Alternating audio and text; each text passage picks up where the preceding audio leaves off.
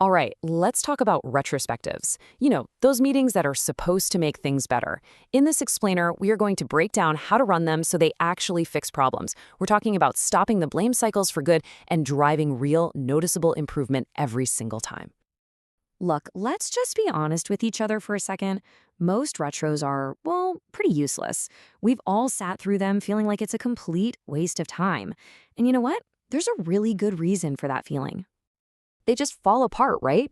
You get these vague complaints, or they turn into these emotional dumping grounds. Or, my personal favorite, feedback that is just blame with a smile.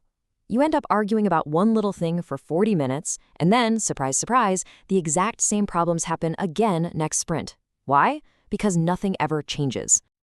Yeah, if that sounds even a little bit familiar, then you are absolutely in the right place. Because we're about to lay out a proven system that's designed to fix these exact problems. So, what's really going on here? Here's the most important thing you need to understand. Your retros aren't failing because your team is broken. They're failing because the system for running them is broken. It is a systems problem, not a people problem. So, root cause number one, retros get really emotional instead of being structural. Everyone gets caught up in how frustrated they feel, right? But nobody actually steps back to analyze the broken system that created all that frustration in the first place. And the second huge reason they fail, no one actually owns the problem. Think about it. Issues come up, people vent, everyone nods, and then what? Nothing. The problems just drift away because there's zero accountability for actually finding a solution. And this is just so critical. Discussion is not the same as resolution. Talking about a problem feels productive, but it's not the same as actually fixing it. Without clear ownership, you're just having a chat. You're not making an upgrade. And this lack of a system just leads to more failure. You get managers who let people tell the same long story over and over with no point. You're not measuring anything, so how can you possibly know if you're improving? And a lot of the time, the leader just loses control of the room, gets emotional too, and the whole thing just becomes a big therapy session. Okay, so how do we fix this disaster? We need a system. Let's walk through what we call the Retro Correction Loop 10. This is a super powerful but simple framework for creating predictable, measurable improvement with your team. So what is it? Well, it's a simple 3-step flow, and it's designed to do one thing and one thing only, to turn your retros from these pointless conversations into real, actual operational upgrades for your team. And here are the 3 steps. It's so straightforward. First, you identify a systemic break. Second, you define the smallest measurable change. And third, you assign a single owner. That's it. It's really that simple. Let's dive into step 1. Okay, step 1 is all about one thing: shifting your focus. You have to stop asking, who messed this up, and start asking, where did the system break? This one little change in language is huge. It moves the team out of defending their ego and into a mode of analysis and improvement. Because, there's a saying, fix the system and the people fix themselves. It's so true. When you fix the broken process, or you update the checklist, or you close a communication gap, all those human errors, they just kind of disappear. All right, on to step 2. For every single systemic break you find, you have to ask this exact question. What is the smallest behavior change that would prevent this from happening again? Now, listen to the key words there: smallest and behavior. We are not talking about some massive new project here.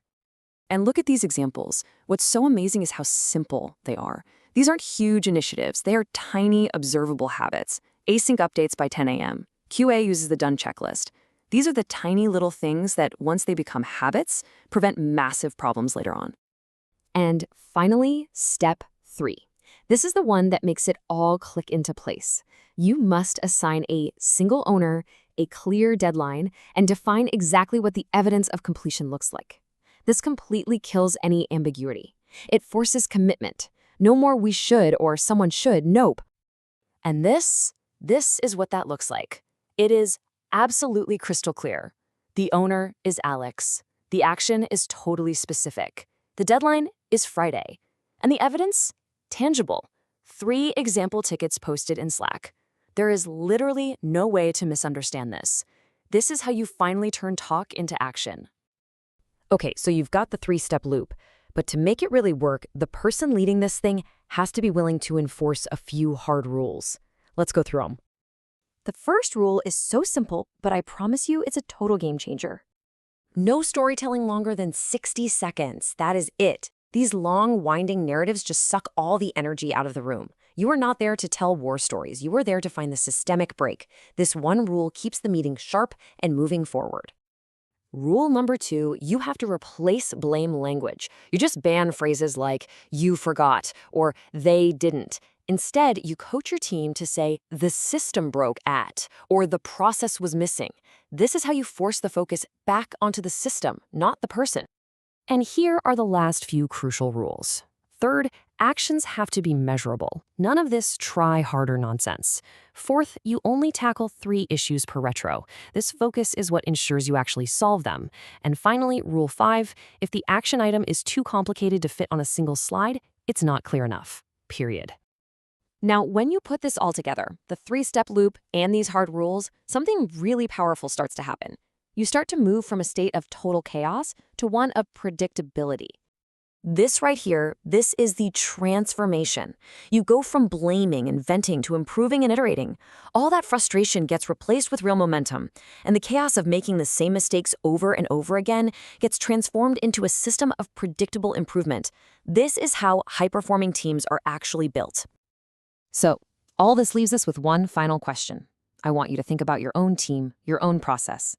Will your next retrospective be just another conversation, or will it be an operational upgrade? The choice now is yours.